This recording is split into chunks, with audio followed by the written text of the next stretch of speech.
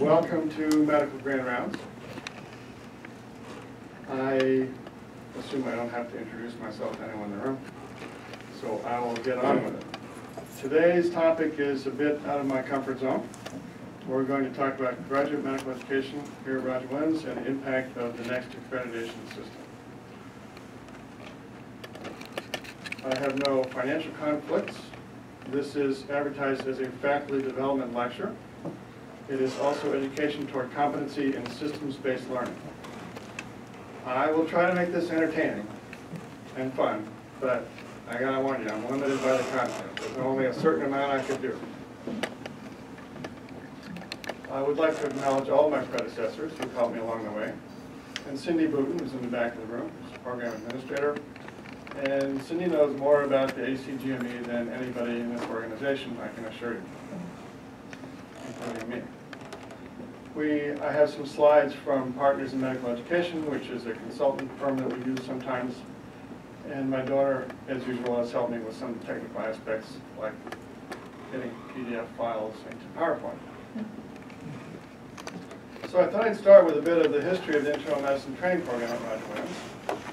Some of the young folks may not know some of these people who preceded you, and I'd like to share their accomplishments and contributions to the program with you. So this is Dr. Paul Calabrese, who was the founder of the program, and one of the most sort of charming and persuasive individuals I ever met. And he was very instrumental in my career along the way, and I owe him a debt of gratitude for that. He came in 1968 from Yale and established the internal medicine and some specialty programs. He was chairman and program director for internal medicine from 1968 through 1991, was director of the oncology program, and is largely responsible for the organization structure of the program as you see it today. Along with him about that time came Dr. McDonald to head the dermatology program, Dr. Kaplan, who was my mentor in rheumatology, Dr. Tucci in endocrinology, and Dr. Cummings came as a fellow in oncology.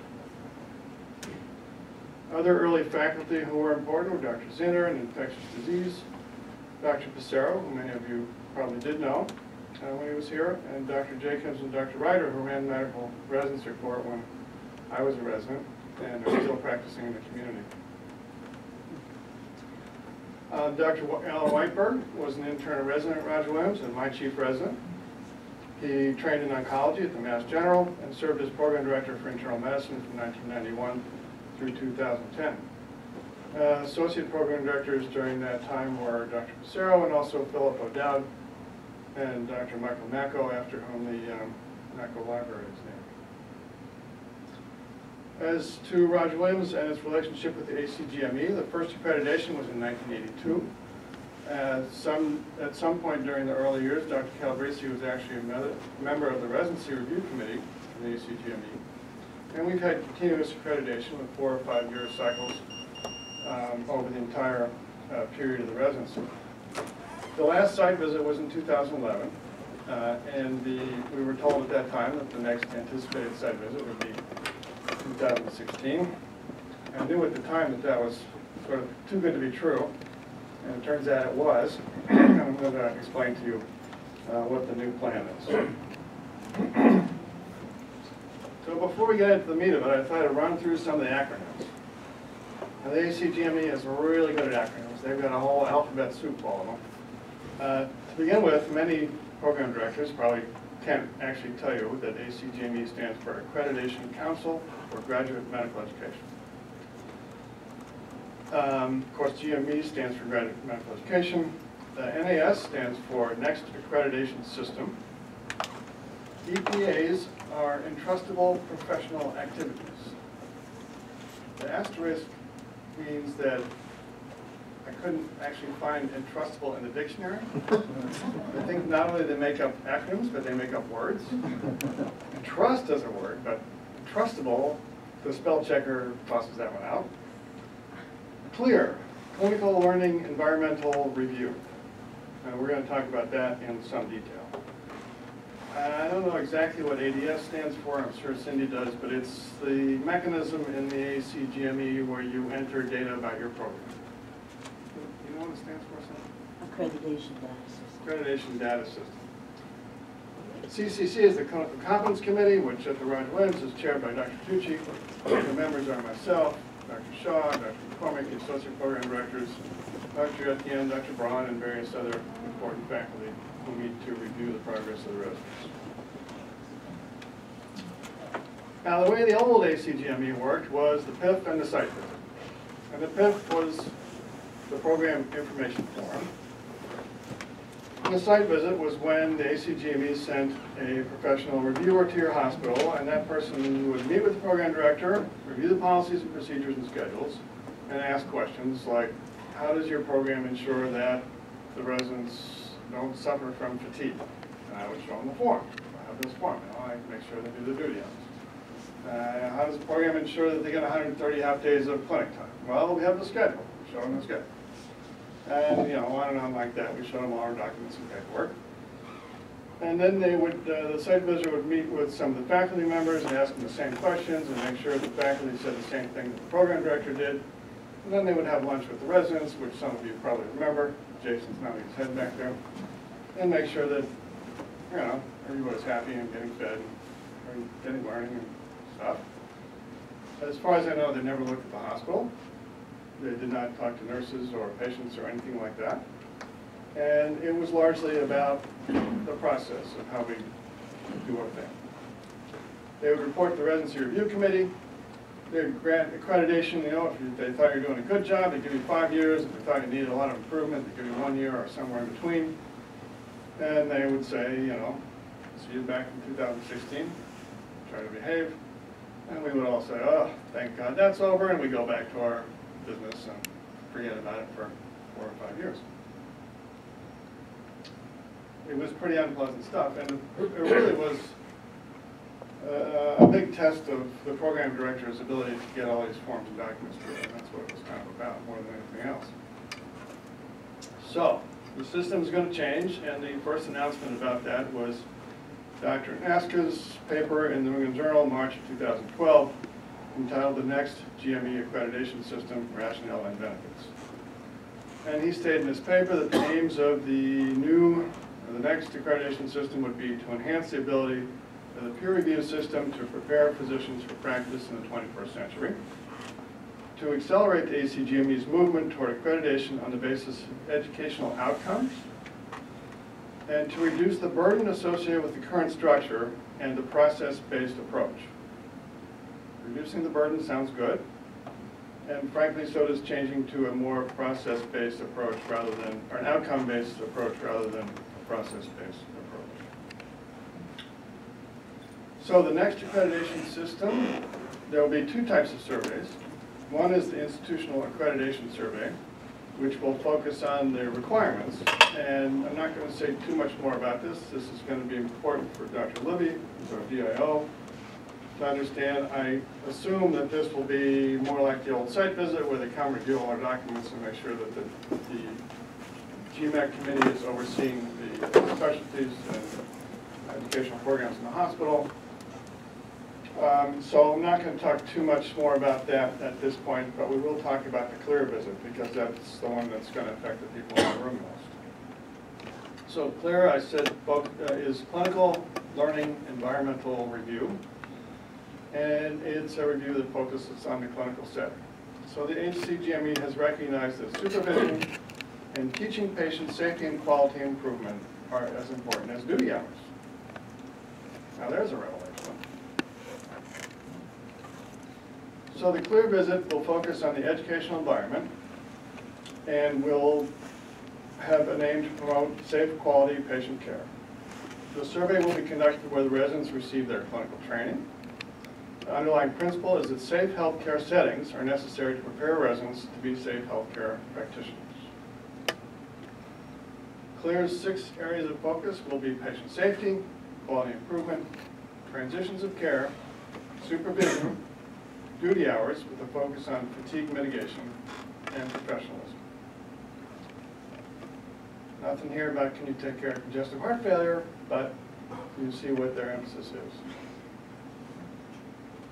So, examples. Do residents report patient safety issues? Do they report errors, unsafe conditions, near misses, those things?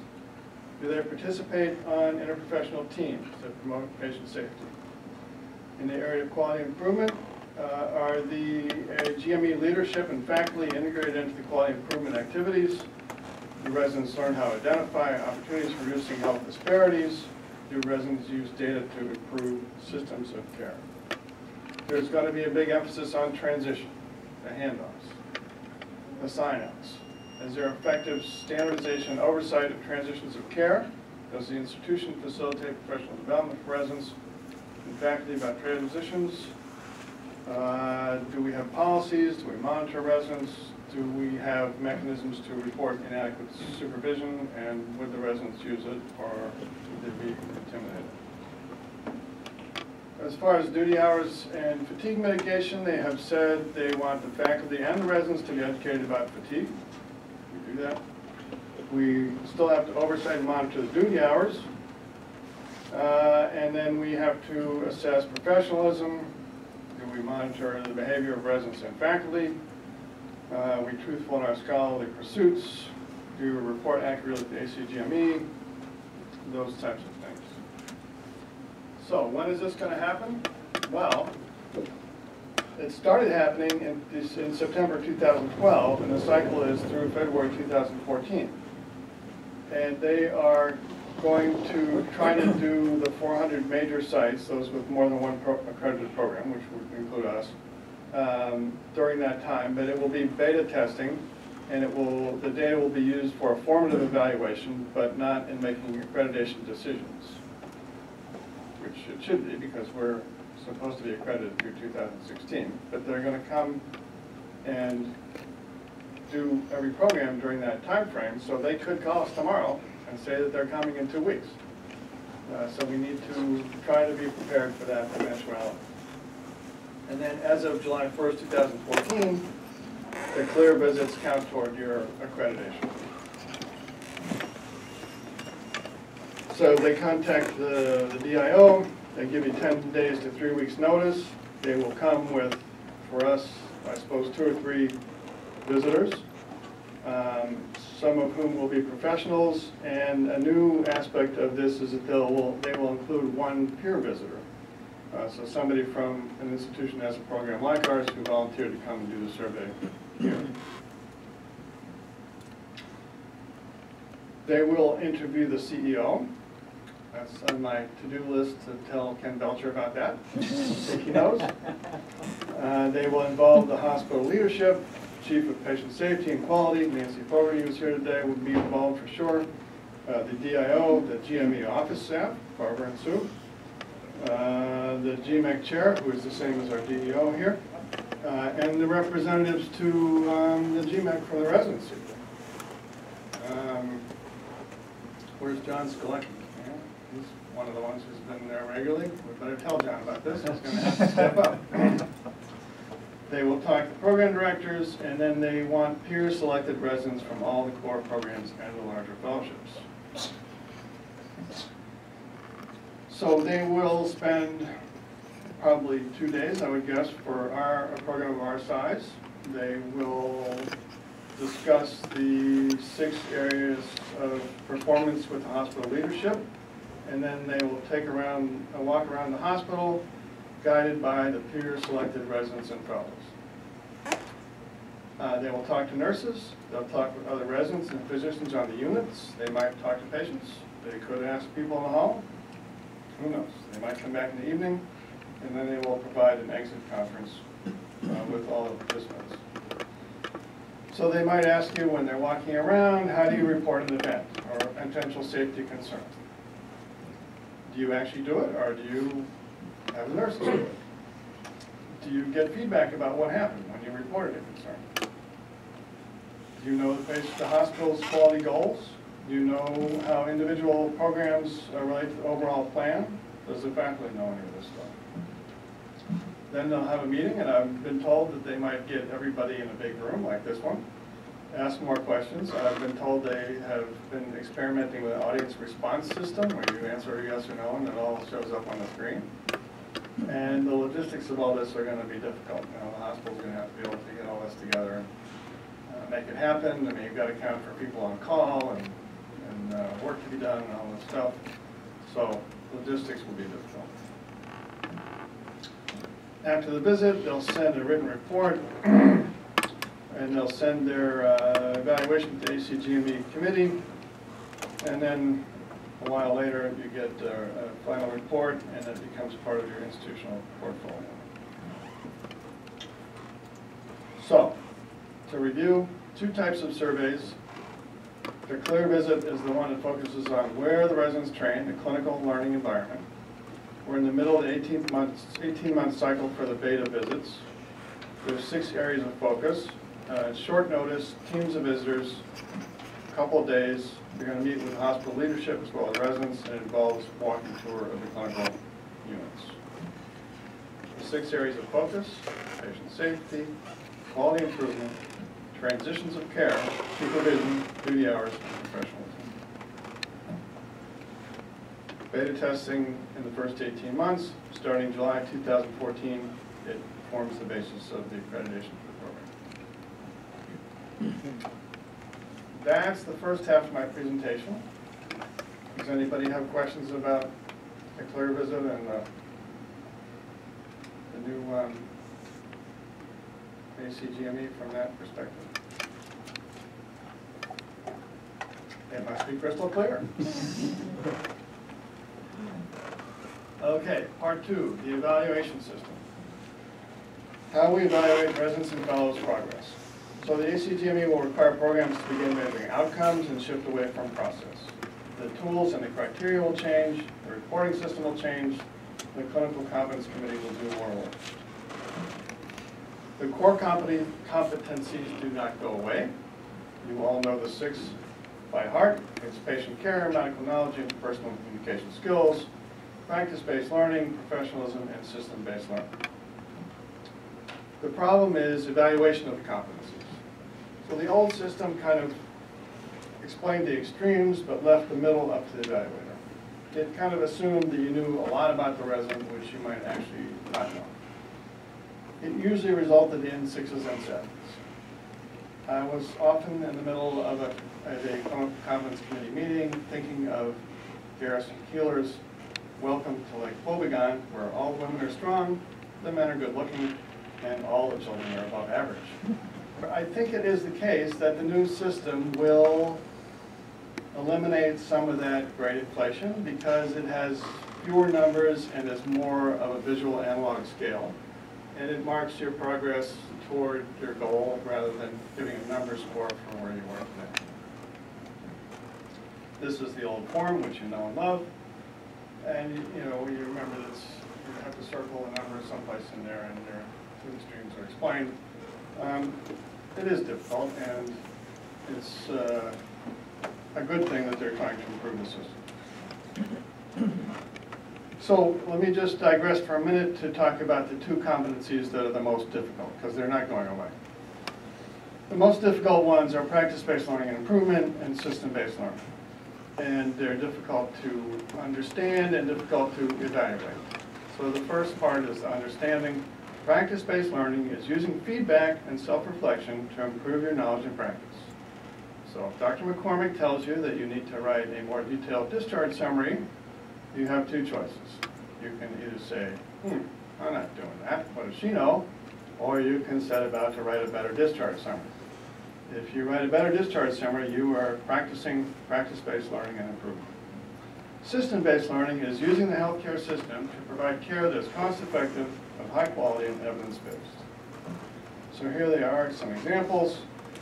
Practice-based learning is self-evaluation, lifelong learning, teaching patients, teaching your peers, and scholarship. I've always been a little bit annoyed with this. Scholarship kind of gets a little niche at the bottom of practice-based learning improvement, but there it is. That's the way it is. Systems-based learning. Can you work with a multidisciplinary team? Are you able to coordinate care? Do you do good discharge planning, good handoffs? So there's a little overlap here. Can you advocate for quality care? Are you on hospital committees, residence council?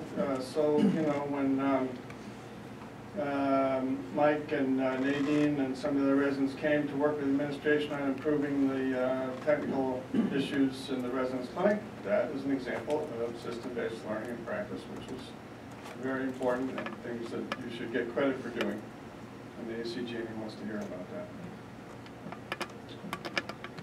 So, how are we going to do the new system of evaluation of the competencies? The 6 competencies still remain, but now they have written 21 sub-competencies to help us.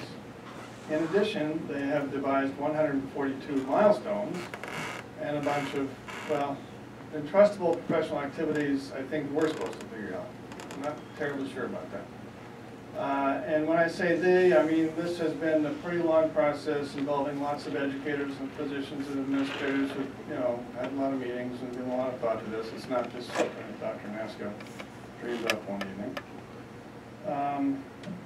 So let me start with trying to explain entrustable professional activity. It is something the public entrusts a physician to be able to do in the simplest form. Tasks or responsibilities to be entrusted to the trainee once he's demonstrated specific competence. It should be independently observable and measurable. It's a means to translate competency into clinical practice, and it's recommended a program have 20 or 30 EPAs. A final EPA would be the activity that the public expects, for example, managing diabetes. They expect an internist to manage diabetes. A training EPA would be a component of that that leads you to be able to manage diabetes, for example, teaching a patient how to use insulin. So, let's move now to the sub-competencies, for which there are 5 in patient care, 2 in medical knowledge, you can see the list there, for a total of 22. And I have written them all out. I'm not going to go through them all in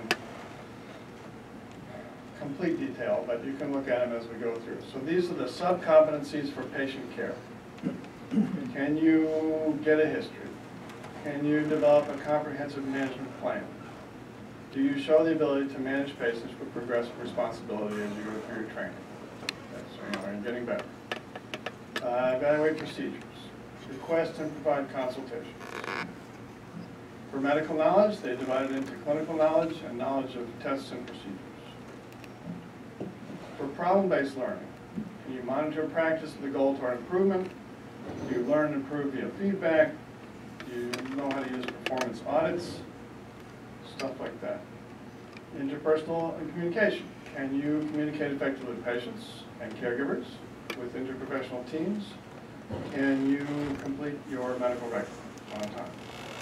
By the way, I get reports from the record department. I don't know if you all know this, but they tell me who's deficient in dictations.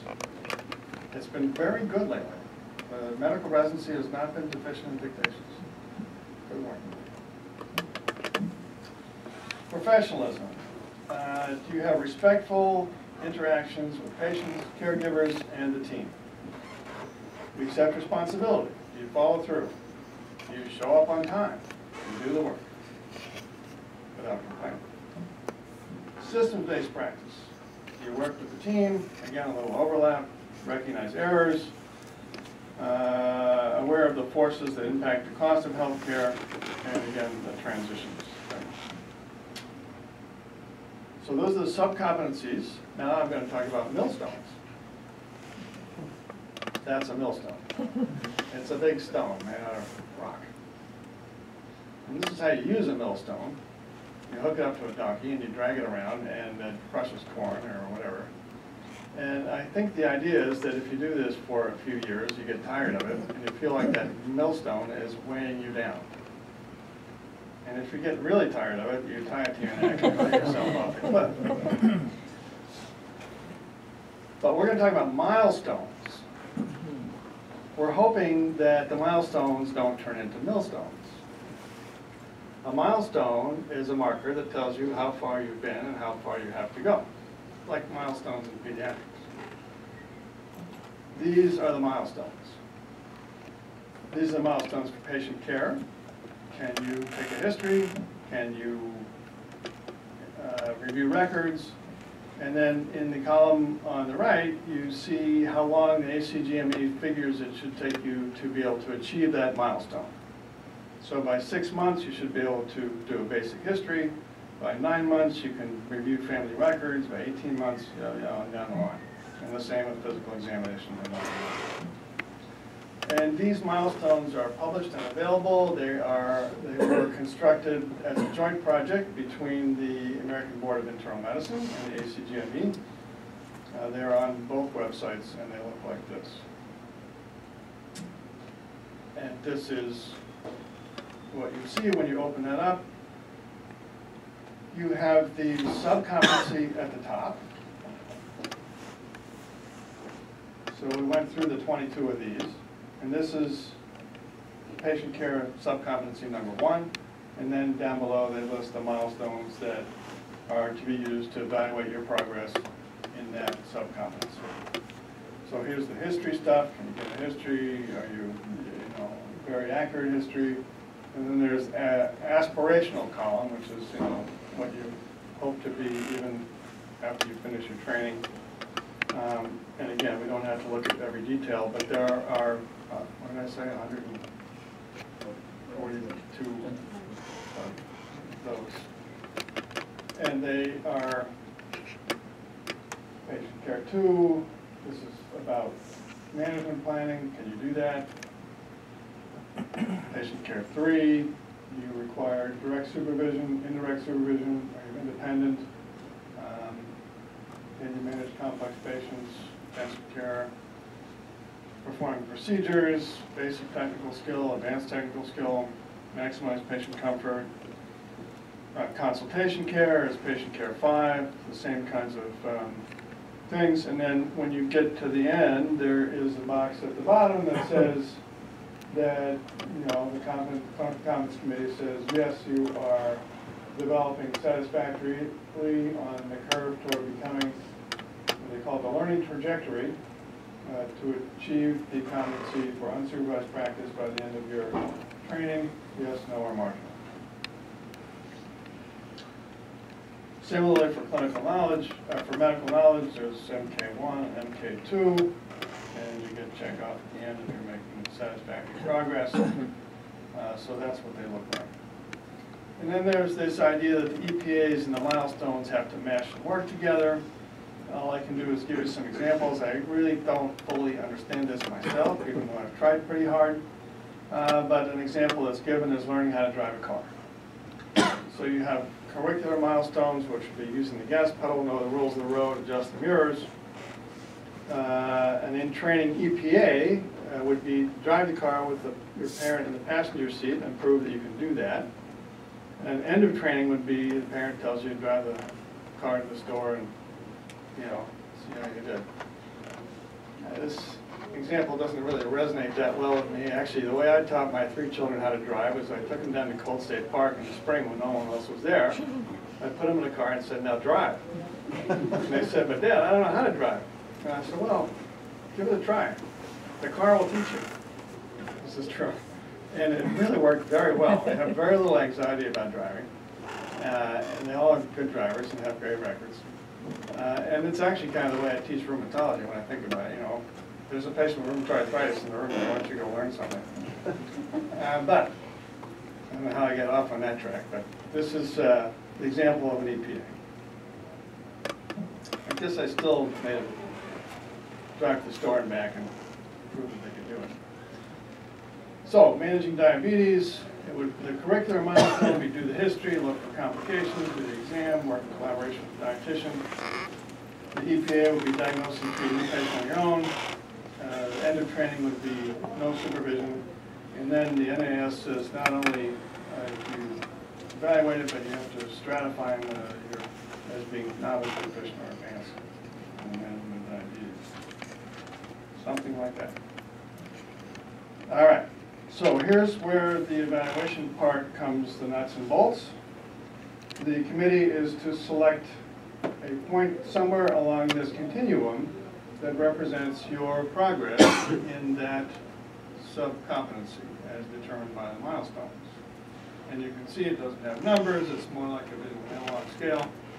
And it also says that you were allowed to select a response box and a line in between, showing that you have demonstrated competency in all of these and a few of these. This is kind of like circling 6 and 7, you know, like we sometimes do.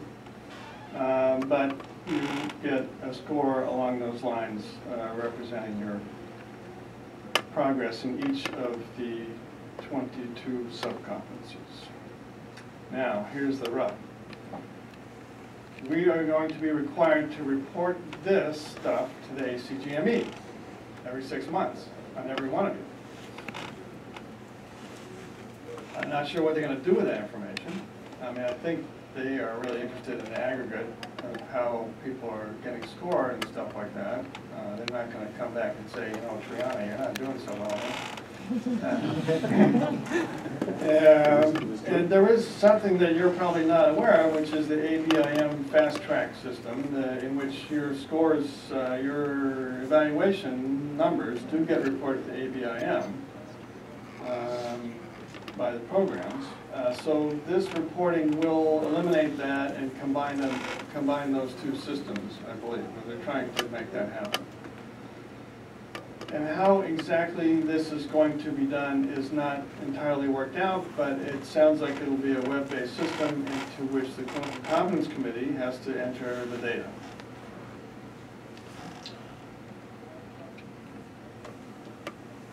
Any questions about that part? Alex? So you need to get information from other people, right? Feed information. Yes. Every physician who sees the resident will have to evaluate the resident, give information to the clinical competence committee for us to make a decision. Yes, and those evaluations need to be more specific to the activities that are going on. And I know that this is already happening at Rhode Island Hospital. They are going around to each elective rotation and saying, you have to give us more milestone-like, EPA-like definitions or criteria for what you expect the residents to get out of your elective or out of your rotation or whatever. We're not all going to be able to just use the generic form anymore. So you're right. All those experiences have to come into the Clinical Competence Committee, and then the committee has to make a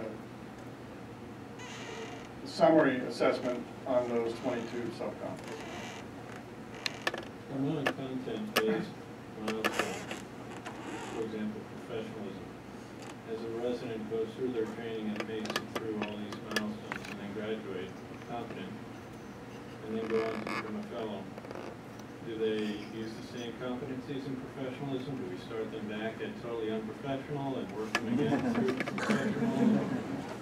That's a good question. I haven't heard it put in that way, but at least for medical knowledge, you would see it as a continuum on which they build. But yeah, that would make sense. yeah, but professionalism isn't so much a process kind of thing. It is sort of, well, people do make progress, but You can use me as an example. yeah, excellence in professionalism. Yeah, I'm sure a lot of that is to be worked out, and the whole how the subspecialties fit into this has a lot of open-ended stuff. I know a little bit about it, which I think I'll talk about. But just for a minute about mind evaluation, Cindy and others have been working on getting us an electronic evaluation system, because doing all this on paper, as you can see, you know, the number of questions to be answered has multiplied quite a bit. And the paper forms are just not going to be feasible. So we are working through the process of, I think we have signed a contract with My Evaluation, which is a very good electronic evaluation system which can be used for not only the sub-competencies and the milestones, but for residents evaluating faculty, evaluating rotations, evaluating peers, the whole shooting match. You can use it for monitoring duty hours, you can do tracking and statistics and all those sorts of things. So, we could have a CLER visit at any time. July 2013, the NIS officially begins. In fall of 2013, the departments will file an annual report through ADS. December 2013, the Clinical Commons Committees will start reporting on each resident via a web-based reporting system. And in the winter of 2014, they will do another round of resident faculty surveys to see how it's going. As far as subspecialties, the target is July of 2014 to enter NAS for subspecialties. And the subspecialties will need to have EPAs and milestones, and each subspecialty will have to have its own clinical competence committee. So there are 3 ways to figure this out, Dr. Rahar. One is to just make your own for HEMOG. 2 would be that we combine all the subspecialties and have one committee from them. 3 would be that we use the existing clinical commons committee and you all come. But somehow the subspecialties are going to have to figure out a way to do this final collaborative evaluation and do it every 6 months. So just to wrap up with some thoughts about how we can prepare for these changes, we need to start thinking about competency-based milestones and EPAs. We need to have meetings and have the residents select people who are willing and able to serve as tour guides and represent the program for their CLER visits. We need to be very sure that the residents are participating and active on the committees, and Nancy Fogarty has said about doing that, and we're going to track attendance at committees to make sure this is actually happening. And while you're there, try to get something out of it. We're going to have to start thinking about educating more and evaluating more about handoffs, transitions, discharge summary, and those areas of emphasis by the ACGME. And then there's this, I can't think of a better way to describe it, but thinking backwards, which is, it's kind of like preparing for a test. You know, you have to think about the questions, and then what happens is they ask you a question in a way that you don't understand the question very well, and it makes you think you don't know the answers. But you do know the answers. If you stop and think about it, you do know the answers. And so an example I've thought of is that before this meeting today, if somebody stopped you in the hall and said, does your program educate you about systems-based learning? You would say, I don't know, what's that?